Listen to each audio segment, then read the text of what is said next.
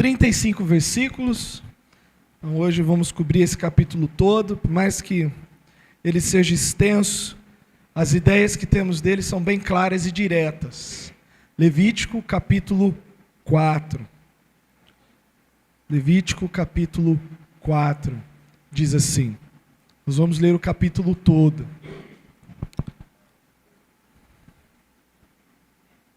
Disse mais o Senhor a Moisés: fala aos filhos de Israel, dizendo: quando alguém pecar por ignorância contra qualquer dos mandamentos do Senhor, por fazer contra algum deles o que não se deve fazer, se o sacerdote ungido pecar para escândalo do povo, oferecerá pelo seu pecado um novilho sem defeito ao Senhor, como oferta pelo pecado. Trará o novilho à porta da tenda da congregação, perante o Senhor, porá a mão sobre a cabeça do novilho e o imolará perante o Senhor. Então o sacerdote ungido tomará do sangue do novilho e o trará à tenda da congregação. E molhando o dedo no sangue, espargirá dele 7 vezes perante o Senhor, diante do véu do santuário. Também daquele sangue porá o sacerdote sobre os chifres do altar do incenso aromático, perante o Senhor, altar que está na tenda da congregação, e todo o restante do sangue do novilho derramará à base do altar do holocausto, que está à porta da tenda da congregação. Toda a gordura do novilho da expiação tirará dele, e toda a gordura que está entre as entranhas, e os 2 rins, a gordura que está sobre eles, junto aos lombos, o redenho sobre o fígado, com os rins tirá-lo-á, como se tira os do novilho do sacrifício pacífico. E o sacerdote os queimará sobre o altar do holocausto. Mas o couro do novilho, toda a sua carne, a cabeça, as pernas, as entranhas e o excremento, a saber, o novilho todo, leva-lo-á fora do arraial, a um lugar limpo, onde se lança a cinza, e o queimará com fogo sobre a lenha, será queimado onde se lança a cinza. Mas, se toda a congregação de Israel pecar por ignorância, e isso for oculto aos olhos da coletividade, e se fizerem contra algum dos mandamentos do Senhor aquilo que não se deve fazer, e forem culpados, e o pecado que cometerem for notório, então a coletividade trará um novilho como oferta pelo pecado, e o apresentará diante da tenda da congregação. Os anciãos da congregação porão as mãos sobre a cabeça do novilho perante o Senhor, e será imolado o novilho perante o Senhor. Então o sacerdote ungido trará do sangue do novilho à tenda da congregação, molhará o dedo no sangue e o aspergirá 7 vezes perante o Senhor diante do véu. E daquele sangue porá sobre os chifres do altar que está perante o Senhor, na tenda da congregação, e todo o restante do sangue derramará à base do altar do holocausto que está à porta da tenda da congregação. Tirará do novilho toda a gordura e queimará sobre o altar. E fará este novilho como fez ao novilho da oferta pelo pecado, assim lhe fará. O sacerdote por eles fará expiação, e eles serão perdoados. Depois levará o novilho fora do arraial, e o queimará como queimou o primeiro novilho, é oferta pelo pecado da coletividade. Quando um príncipe pecar, e por ignorância fizer alguma coisa, de todas as coisas que o Senhor seu Deus ordenou se não fizessem, e se tornar culpado, ou se o pecado em que ele caiu lhe for notificado, trará por sua oferta um bode sem defeito. E porá a mão sobre a cabeça do bode, e o imolará no lugar onde se imola o holocausto perante o Senhor, é a oferta pelo pecado. Então o sacerdote, com o dedo tomará do sangue da oferta pelo pecado, e o porá sobre os chifres do altar do holocausto. e todo o restante do sangue derramará à base do altar do holocausto. Toda a gordura da oferta queimará sobre o altar, como a gordura do sacrifício pacífico. Assim o sacerdote fará expiação por ele no tocante ao seu pecado e lhe será perdoado. E aí entra o último grupo. Se qualquer pessoa do povo da terra pecar por ignorância, por fazer alguma das coisas que o Senhor ordenou se não fizessem, e se tornar culpado, ou se o pecado em que ela caiu lhe for notificado, trará por sua oferta uma cabra sem defeito, pelo pecado que cometeu, e porá a mão sobre a cabeça da oferta pelo pecado, e a imolará no lugar do holocausto. Então o sacerdote com o dedo tomará o sangue da oferta, e o porá sobre os chifres do altar do holocausto, e todo o restante do sangue derramará à base do altar. Tirará toda a gordura, como se tira a gordura do sacrifício pacífico. O sacerdote a queimará sobre o altar, como aroma agradável ao Senhor. E o sacerdote fará expiação pela pessoa, e lhe será perdoado. Mas se a sua oferta trouxer uma cordeira como oferta pelo pecado, fêmea sem defeito a trará, e porá a mão sobre a cabeça da oferta pelo pecado, e a imolará por oferta pelo pecado no lugar onde imola o holocausto. Então o sacerdote com o dedo tomará do sangue da oferta pelo pecado, e porá sobre os chifres do altar do holocausto, e todo o restante do sangue derramará à base do altar. Tirará toda a gordura, como se tira a gordura do cordeiro do sacrifício pacífico. O sacerdote a queimará sobre o altar, em cima das ofertas queimadas do Senhor. Assim o sacerdote, por essa pessoa, fará expiação do seu pecado que cometeu, e lhe será perdoado. Oremos.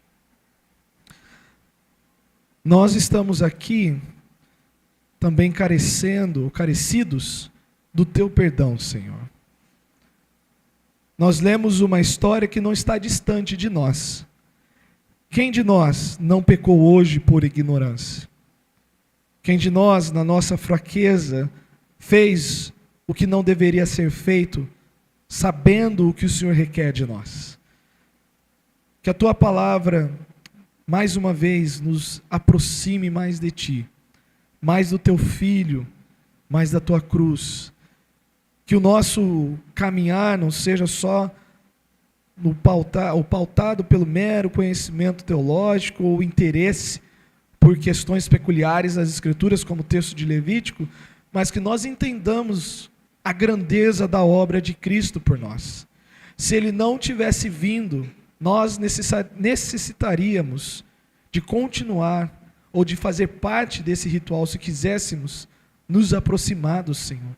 Bendito sejas tu por ter nos dado Jesus, o Cordeiro de Deus que tira o pecado do mundo. Fala a cada um de nós, Senhor, em nome de Jesus. Amém. Uma leitura um pouco cansativa, não é? Agora imagine um ato. Imagine a repetição desse ato. Imagine você entre os filhos de Israel. Você é um israelita, uma israelita devoto, fervoroso, mas sensível ao seu pecado. Quantas vezes talvez você visitaria a tenda da congregação num dia? Quantas vezes você teria que buscar do seu rebanho para ir até o Senhor, sabendo de que tornei-me consciente de uma falta, de algo que eu não deveria fazer, que o Senhor não quer que não quis que eu assim tivesse feito? Quando nós chegamos nessa parte do texto, ou da exposição do livro de Levítico, nós vamos tratar de uma parte peculiar da obra de Cristo, que é justamente o que foi até mencionado na oração. Graças a Deus por Ele. Porque senão nós estaríamos aqui, nesse mesmo ritual, se quiséssemos nos aproximar de Deus. Na presença de Deus, podemos nos dedicar ou nos consagrar, e isso vimos na oferta de holocausto, capítulo 1 de Levítico. Tudo era dado ao Senhor. o melhor. Né? Todos poderiam se aproximar e oferecer, mas tudo aquilo ficava para Deus. Mas na presença de Deus também nós podemos manifestar gratidão, a oferta de manjares. Aquilo que vinha da terra, aquilo como expressão do que o Senhor estava já preparando na plantação. Então, com o básico do nosso dia a dia, nós manifestamos gratidão a Deus. Mas na presença do Senhor também é um lugar de alegria, a oferta pacífica, em que aqueles por um voto, por um favor de Deus alcançado, vinham até o sacerdote, vinham até a tenda da congregação e ofereciam aquele sacrifício por pura alegria, por voluntariedade de coração. Mas nesse capítulo, nós vamos aprender também que na presença de Deus é lugar de quebrantamento e contrição. Quebrantamento e contrição.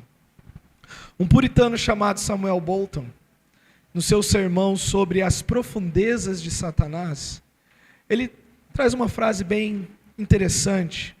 Ele trata do pecado sendo este o maior mal. E se o pecado é o maior mal, também deve nos levar à maior tristeza. Se eu e você entendemos que o pecado na nossa vida é o maior mal, nós devemos, vamos dizer assim, lidar com isso com a maior tristeza possível. Segundo os Coríntios 7 é dito que a tristeza, segundo Deus, leva ao arrependimento. Não sei até que ponto podemos julgar como procedente um dito evangélico, que, não sei, você já deve ter ouvido, e os mais simples, né, até acham que está na Bíblia. Venha como estás, mas não permaneça como estás. Você já ouviu isso? Venha como estás, mas não permaneça como estás. Eu não lembro se um dia eu citei isso. Eu não lembro. Então,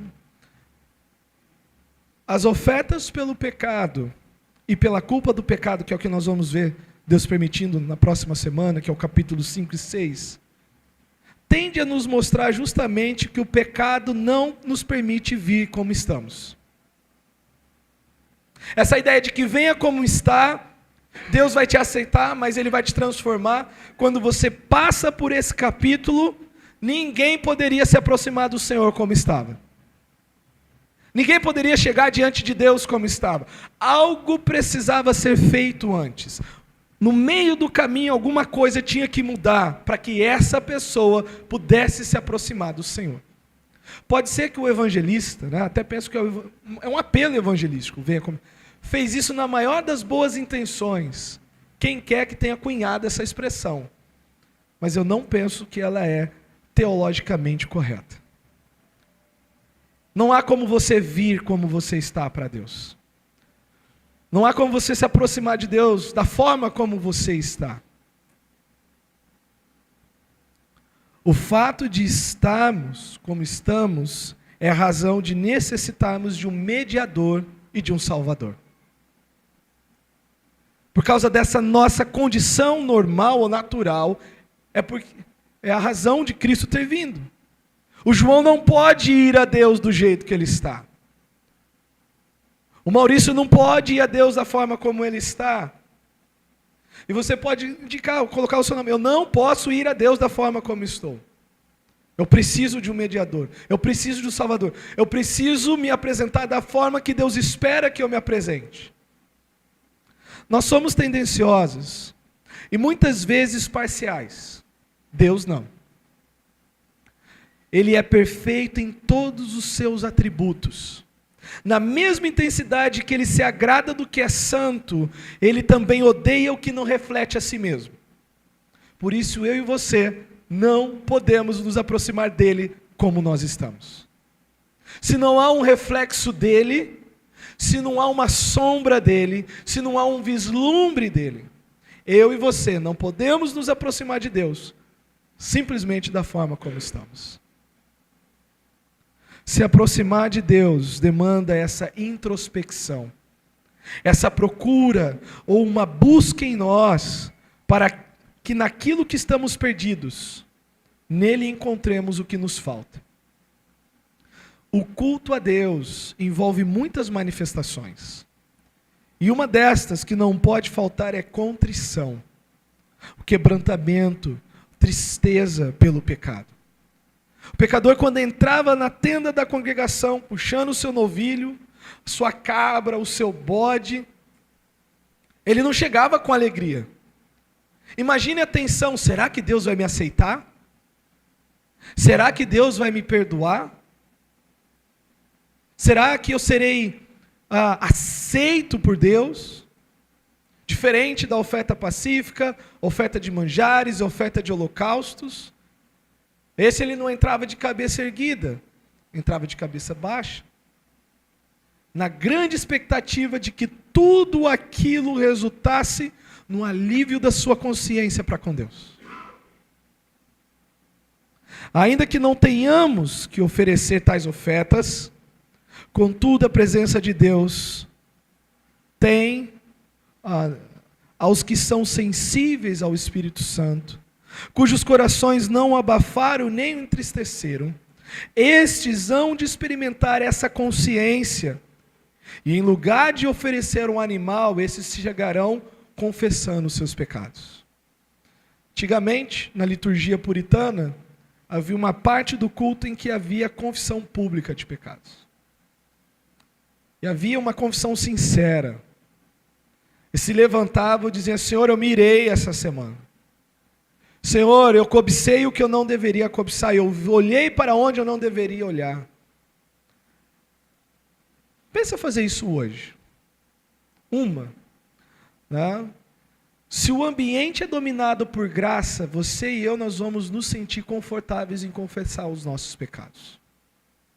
Mas se o ambiente for dominado pelo legalismo, pela performance religiosa, pela mera aparência de ser cristão, não haverá essa facilidade, porque temerá o julgamento e todas as demais coisas que vêm no meio de religiosos. Mas quando o chão é comum e todos são pecadores, nós confessamos. Nós nos aproximamos falando: Senhor, eu fiz o que era mal perante ti. O Senhor disse para eu andar reto, eu me desviei para a direita. O Senhor disse para eu andar reto, eu me desviei para a esquerda. Mas graças a Deus por Jesus Cristo, irmãos. Por mais que eu e você, nós não podemos nos aproximar de Deus da forma como estamos, graças a Deus por Jesus Cristo. Graças a Deus por Ele. Graças a Deus que Ele nos purifica de todo pecado. Graças a Deus que Ele nos apresenta de uma forma agradável diante de Deus. Mas a ideia desse texto, por mais que tenhamos aqui 35 versículos, nós temos 2 pontos básicos e uma ideia bem clara, que é a seguinte: o pecado afeta todos, mas Deus oferece um caminho de purificação e perdão para o pecador. O pecado afeta todo mundo: o sacerdote, a coletividade, o príncipe, o indivíduo. Não há quem escape das garras do pecado. Não há quem inicie o dia e termine ele dizendo: saí ileso, venci, não estou manchado, não estou sujo. Não há um de nós, ainda que possa cantar essa vitória, salvo naquele dia quando Cristo nos glorificar. Mas até lá, irmãos, nós precisamos de perdão, nós precisamos de purificação. Na presença do Senhor, irmãos, a adoração deve ser prestada com pureza, e a pureza vem quando os nossos pecados são perdoados. A pureza positiva é quando nos santificamos, quando evitamos o mal. E há uma ideia de negativo na teologia, que não é que deve ser evitado, mas a pureza negativa é quando nós recebemos o perdão dos pecados, é quando nós confessamos. Não é pelo ato da bondade em si que nós somos puros, mas por causa do perdão de Jesus Cristo. O pecado por ignorância mencionado aqui fala aos filhos de Israel, dizendo: quando alguém pecar por ignorância. Não é a ideia de tipo: olha, você sabia que Deus falou que não terás outros deuses diante de ti? Puxa, eu não sabia, e agora? Não é esse tipo de ignorância que está sendo tratada no texto. A ignorância aqui pode ser ligada com a ideia de você errar um alvo. E é um único lugar onde a raiz da palavra pecar aqui é literalmente errar o alvo. E nesse caso, o alvo era a aliança que Deus fez com o povo. Deus entregou a aliança através de Moisés. O povo diz, olha, fala tu, Moisés, com o Senhor, e ele fala contigo, e tu falas a nós, porque nós não podemos falar com ele. E aí Moisés leu os termos da lei. Moisés pega um novilho da consagração, né, que é dito lá em Êxodo 20 e 21. Ele mata o novilho, ele pega o sangue, ele joga sobre as tábuas, ele joga sobre o povo, e o povo diz, tudo o que o Senhor disse, nós faremos. Há uma aliança ali, há um termo assinado, há um compromisso firmado. E aí nesse ponto Deus chega para Moisés e diz, em outras palavras, quando o povo que assumiu o compromisso comigo não honrar esse compromisso, ainda assim eles poderão caminhar comigo. Mas é preciso que isso seja feito. Juízes capítulo 20, para vocês terem uma ideia do que é esse pecado, lá não é um pecado, mas é uma ilustração do termo, onde essa palavra aparece de forma positiva. Juízes 20, verso 16.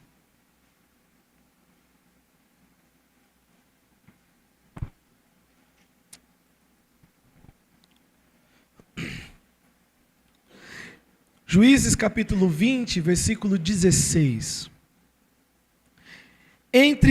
Esperar os irmãos a encontrarem aí. Juízes 20, 16.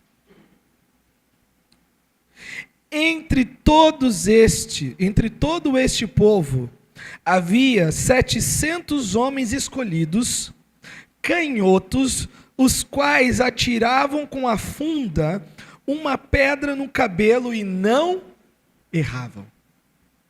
E essa é a ideia que aparece lá em Levítico capítulo 4. Os que pecaram por ignorância nunca acertavam, eles erravam. Não é somente o fato de se fazer o que não sabia que deveria ser feito, mas a ignorância aqui pode ser vista como uma fraqueza natural de todo ser humano, de ficar aquém do alvo estipulado por Deus. No caso, qualquer dos mandamentos do Senhor, é o que o texto vai dizer em Levítico 4. Quando alguém pecar por ignorância contra qualquer dos mandamentos do Senhor. E nesse ponto, a pureza aqui é esperada, e é interessante como que Deus ele a delineia, né? Ele expõe, ele esboça do maior para o menor. Ele começa falando daqueles que representavam ele diante do povo. Ou o povo diante dele, né? Os sacerdotes. Os versículos 1 a 12, a pureza é esperada daqueles que ministram diante do Senhor. Infelizmente hoje, né, adquiriu-se ou cultivou-se, e não é de agora, né? Os fariseus já estavam lá fazendo isso com maestria. Aquela ideia de que os ministros são intocáveis, impecáveis. Ninguém pode apontar a falha deles, ou que eles não têm falha, né? O ministro que assim procede cava a própria cova, porque nunca encontrará a misericórdia da congregação.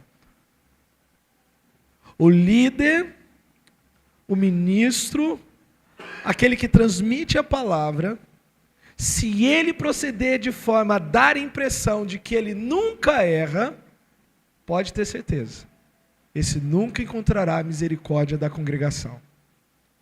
Porque este que nunca erra também não tem muita misericórdia com o erro dos outros. E aqui, Deus começa puxando e chamando a atenção destes. Se alguns dos sacerdotes pecar para escândalo do povo, a oferta deles era a mais cara, era a que mais custava. Vai trazer um boi, novilho. Traz. E o sacerdote vinha à frente, né, e Diante de todo mundo ele confessava, ele colocava a mão sobre o animal, ele imolava o animal, fazia todo o ritual. E aqui havia algumas diferenças. As entranhas eram queimadas sobre o altar, mas a pele, a carne, os ossos, os excrementos, era tudo queimado fora do arraial. Além disso, esse sacerdote ele tinha que pegar o sangue, e algo que se repete nas 5 menções desse sacrifício.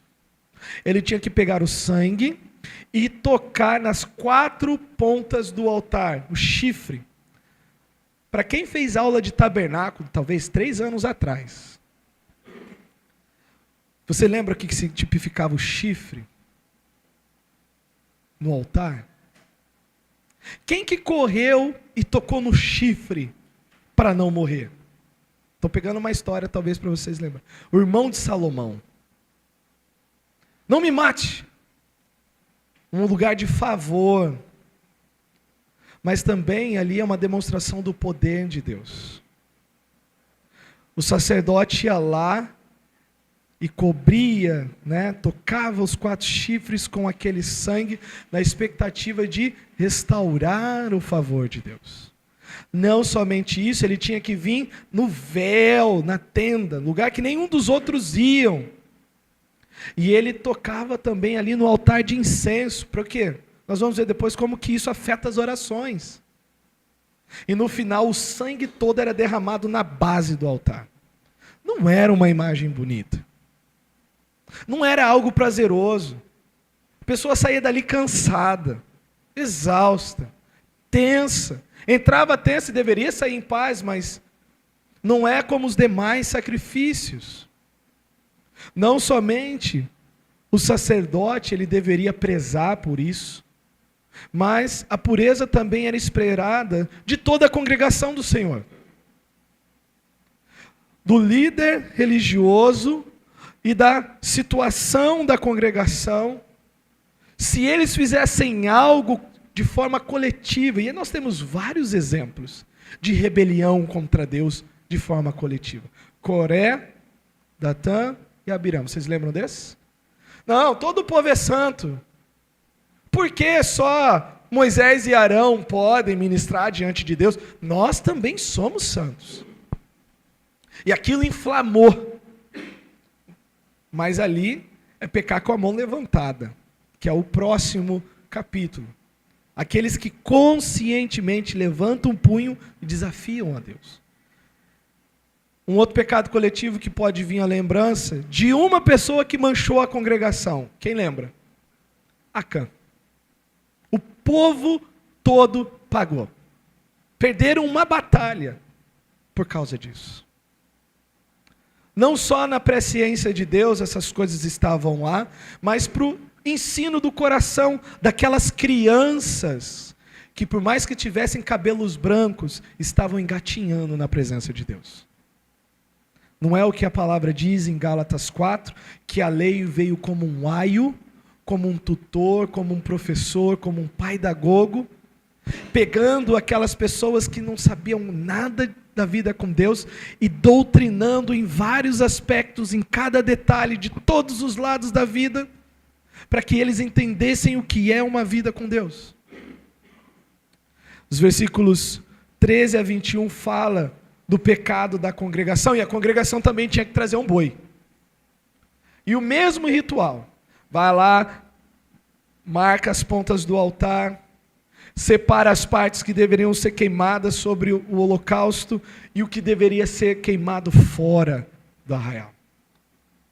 A pureza não é só esperada do sacerdote, a pureza não é só esperada da congregação, mas também é esperada dos líderes nacionais. Quando você chega no versículo 22, é dito o seguinte: quando um príncipe pecar. Lembre, Israel era uma teocracia. Há alguns dos nossos irmãos evangélicos que querem restaurar essa teocracia. E você vai conhecer esses pelo nome teológico de teonomistas. Os teonomistas. Que entendem que a lei de Deus ela deve estar vigorando na sociedade como uma lei civil e por aí vai. Espero não estar espantalhando, mas isso não resume o teonomismo. É uma parte do teonomismo. Mas nesse ponto da história, os príncipes, aqueles que estavam à frente, não estavam com a autoridade absoluta, estavam com a autoridade derivada, representando o Senhor. E estes, se pecassem, deviam trazer um bode para si. De novo, mesmo ritual. Marca os chifres, derrama o sangue. Se você lembrar em Hebreus 9, que sem derramamento de sangue, não é aspersão, não é uma gotinha, é derramar todo o sangue. É a vida toda do animal ali, a ideia. A vida foi tirada, está aqui. Para que eu e você não percamos a vida, né, Cristo entregou a sua, derramou a sua em nosso favor. E a pureza também é esperada de qualquer pessoa que se aproxime de Deus. O verso 27. Se qualquer pessoa do povo da terra, o sacerdote, o povo como um todo, o líder nacional, o príncipe da terra, ou qualquer pessoa. Isso nos mostra o alcance do pecado. Ninguém está livre. Ninguém está livre. Todos esses precisam ser purificados, tratados por Deus. Agora a gente pode fazer as aplicações aqui, né? Nós vimos o panorama desse sacrifício, detalhes. Esse é um dos sacrifícios bases do dia da expiação, em que o povo ficava naquela expectativa. Teremos mais um ano de perdão? O Senhor haverá de nos aceitar? Seremos recebidos por Deus? Mas quando chega desse ritual a sua realidade em Cristo agora, uma das coisas que a gente pode notar é o seguinte: o pecado é o que torna todos os homens iguais. Todos pecaram e carecem, estão destituídos da glória de Deus. Todos erram o alvo, todos são ignorantes em como proceder com os mandamentos de Deus. Não se trata tipo, eu não sabia, poxa. Em alguns casos você vai notar que o texto vai dizer o seguinte: se alguém pecar e ele lhe for notificado, mas ainda assim o dizer que eu não sabia não inocenta diante de Deus. Que é uma das desculpas muito fáceis de sair da nossa boca. Poxa, mas eu não sabia. Me desculpa, né? Mas eu não tinha ideia. Não ia funcionar assim com o Senhor. A demanda era necessária. A restituição, a restauração carecia de ser feita. Mas o que faz todos os homens iguais é isso. Todos pecam. Todos estão distantes da glória de Deus. Todos são ignorantes em o que fazer sobre a vontade de Deus. Todos erram o alvo. A ignorância, como foi dito, não é o desconhecimento, mas reflete a nossa fraqueza com a revelação da vontade de Deus. Um perigo que ronda o coração da pessoa que está muito tempo no Evangelho, que talvez já tenha lido muito a Bíblia, é de achar que não precisa saber mais da vontade de Deus. Eu não preciso mais ler a Bíblia, porque eu já li bastante. Conheço ela, né? Eu sei todos os cantos dela. Posso não decorar, posso não tê-la decorado, mas eu posso dizer que eu conheço o assunto dela na palma da minha mão. Isso basta. Não. Nós somos ignorantes quanto à vontade de Deus. Em Efésios 5 vai dizer, olha, vede prudentemente como andais, não como necios e sim como sábios, remindo o tempo, porque os dias são maus, e procurai conhecer qual é a vontade de Deus para vós outros. Quando não há um interesse pela vontade de Deus, a ignorância vai estar lá pronta para puxar a sua mão e te levar para longe dele. Viva sem ler a sua palavra. Viva sem ler a palavra. Viva sem estudar ela. Viva sem participar dos cultos. Viva sem prestar ouvidos às pregações. Faça isso. E tenha certeza que a ignorância será o seu melhor guia para o inferno. Não é perto de Deus que você vai se encontrar, mas longe dele. O pecado tem um custo, tem uma consequência. Ainda que Cristo tenha pago o preço pela nossa libertação e remissão. Como é dito, por exemplo, 1 de Pedro 2,24, carregando Ele mesmo o seu corpo sobre madeira, os nossos pecados, para que nós, mortos aos pecados, vivamos para a sua justiça, e por suas chagas fomos sarados. Ou o que João fala no capítulo 1 do seu Evangelho, eis o Cordeiro de Deus que tira o pecado do mundo. Ou quando Jesus chega para Pedro e fala, olha, se eu não vos lavar, se eu não te lavar, você não tem parte comigo. Todos nós queremos receber isso, mas o pecado tem um custo.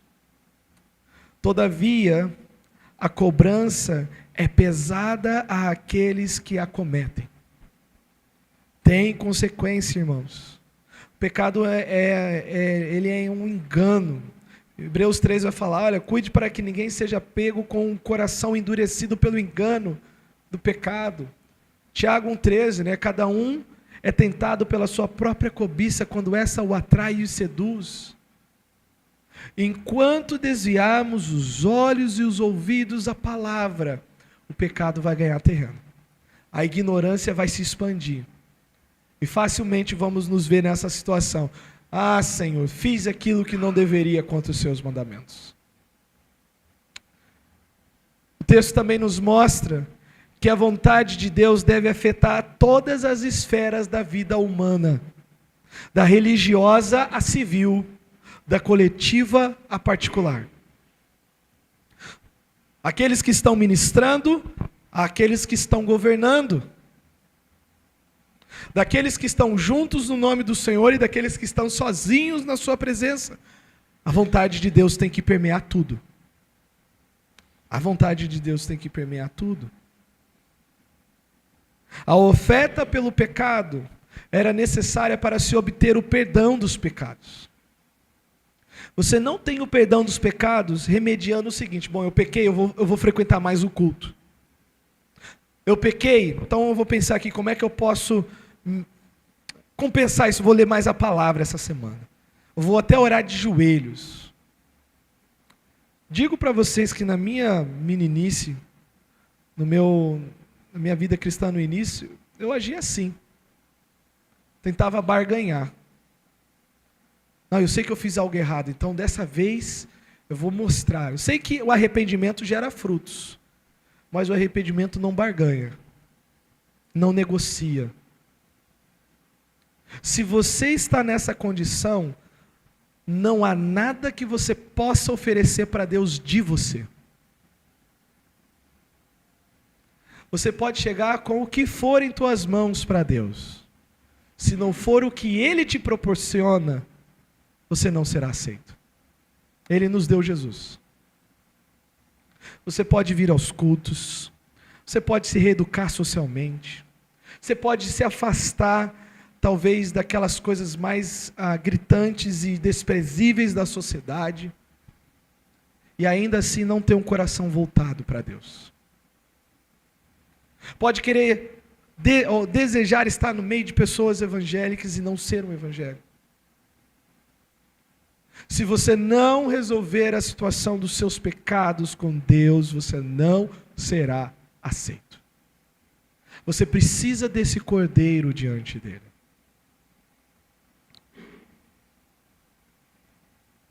A oferta pelo pecado era necessária para se obter o perdão dos pecados, consequentemente levando ou fazendo com que as orações viessem a ser atendidas. Por isso que o sacerdote ia lá e tocava o altar do incenso. E nós sabemos que o incenso, nas Escrituras, tipificam as orações dos santos.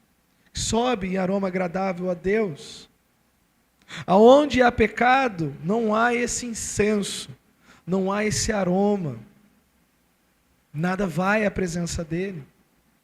1 João capítulo 1, versículos 5 a 10, eu já estou terminando.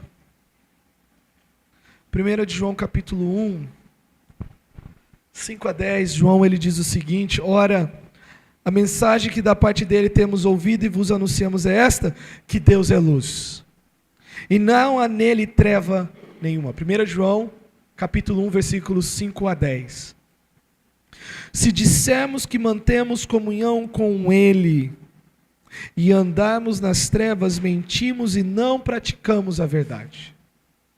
Se, porém, andarmos na luz, como ele está na luz, mantemos comunhão uns com os outros, e o sangue de Jesus, seu Filho, nos purifica de todo pecado.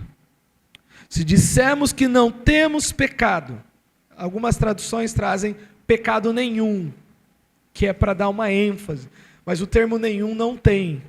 Então é literalmente, se dissermos que não temos pecado, natureza, não atos, está falando da nossa constituição e não do que fazemos. Se dissermos que não temos pecado, a nós mesmos nos enganamos e a verdade não está em nós. Mas se confessarmos os nossos pecados, ele é fiel e justo para nos perdoar os pecados e nos purificar de toda injustiça. Se dissermos que não temos cometido pecado, fazemo-lo mentiroso e a sua palavra não está em nós. Você tem cometido pecado? Se você tem, você precisa de perdão. Se você tem, você precisa de purificação.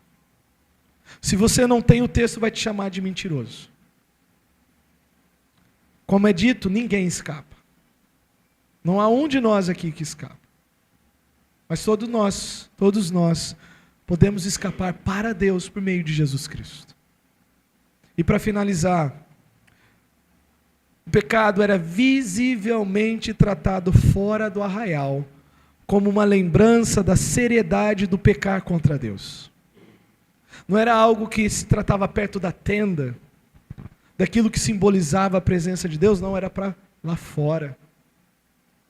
Não dentro do lugar santo, mas longe do Senhor. Eu quero finalizar lendo Hebreus 13, os versos 10 a 15. Por quê? Esse é aquele tipo de sermão que pode nos deixar bem tristes, ou até preocupados demais. Se você está em Cristo, Ele foi para fora do arraial por você, de maneira que você não fique lá, mas de que você fique na presença de Deus. Mesmo que nós pequemos por nossa fraqueza, nós não estaremos fora do arraial. Cristo fez isso por nós. Olha os versículos 10 a 15 de Hebreus 13. Possuímos um altar, do qual não tem direito de comer os que ministram no tabernáculo. Pois aqueles animais cujo sangue é trazido para dentro do Santo dos Santos, pelo sumo sacerdote como oblação pelo pecado, têm os seus corpos queimados fora do acampamento. O Gólgota fica dentro de Jerusalém, Gleidson? Da cidade? Não fica fora dos muros? Fica fora dos muros. É isso que está dentro de Israel, mas o que eu quero dizer? Não foi dentro de Jerusalém que Cristo morreu.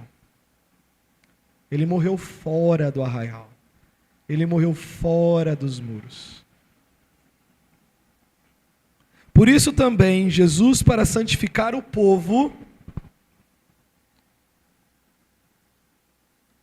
pelo seu próprio sangue, sofreu fora da porta. Saiamos, pois, a ele, fora do arraial, levando o seu vitupério. Na verdade, não temos aqui cidade permanente, mas buscamos a que há de vir. Por meio de Jesus, pois, ofereçamos a Deus sempre sacrifícios de louvor, que é o fruto dos lábios que confessam o seu nome. Nós podemos oferecer esse sacrifício agora, louvando a Deus, porque confessamos o seu nome. Louvamos a Deus por Jesus Cristo, porque por Ele nós temos acesso ao Pai. Por Ele nós temos a remissão dos nossos pecados.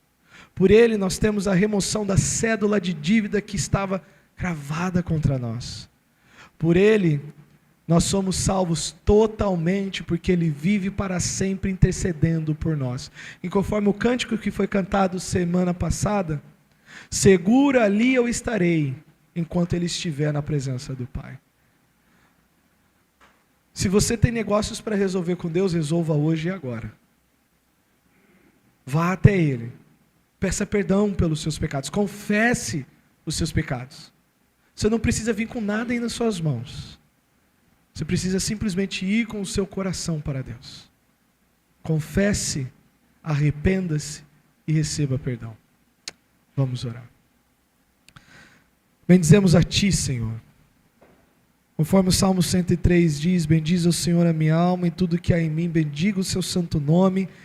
Bendize o Senhor a minha alma e não te esqueças de nenhum só dos seus benefícios. É Ele quem perdoa todas as tuas iniquidades. Obrigado, Senhor, pelo perdão que o Senhor estendeu a mim, estendeu a cada um dos que aqui estão, que professam o seu nome. Mas, ó Deus, guarda-nos de viver de uma maneira a quebrar a aliança que temos contigo. A que a nossa fraqueza nos conduza a fazer algo que avilte qualquer um dos mandamentos do Senhor, mas que tenhamos grande prazer em cumpri-los, em observá-los e em vivê-los para a Tua glória. Em nome de Jesus. Amém. Deus abençoe e até a semana que vem, se assim o Senhor permitir.